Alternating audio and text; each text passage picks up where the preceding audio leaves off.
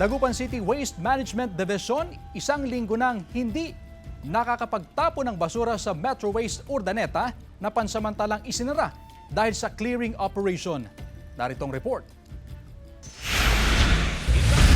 Hindi nakakapagtapon ng basura ang Waste Management Division ng Dagupan City sa Metro Waste sa Urdaneta City. Pansamantalang isinara ang Metro Waste dahil sa clearing operation. Nakakapagtapon pa rin naman ng basura sa Integrated Waste Solution sa parehong lungsod, pero mga purong plastic lamang ang tinatanggap at hindi pwede ang nabubulok. Hindi pa tiyak kung kailan matatapos ang clearing operation sa Metro Waste, kaya ito ang pinaghahandaan ng WMD. Kung makapagtatapon tayo sa Metro Waste, nakakailang balik po tayo and mahahakot po natin yung mga basura dito sa lugar. Nilino ng WMD na manageable pa naman ang sitwasyon. Nagkakaroon lamang ng problema sa mga barangay. Kita ang mga nakasabit na basura sa labas ng mga bahay.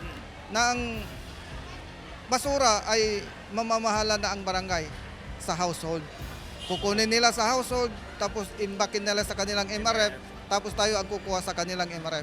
Sa malumod, hihigpitan pa ng mga opisyal ng barangay ang pagpapatupad ng no segregation, no collection policy. Nanawagan ang punong barangay sa mga residente na sumunod sa patakaran.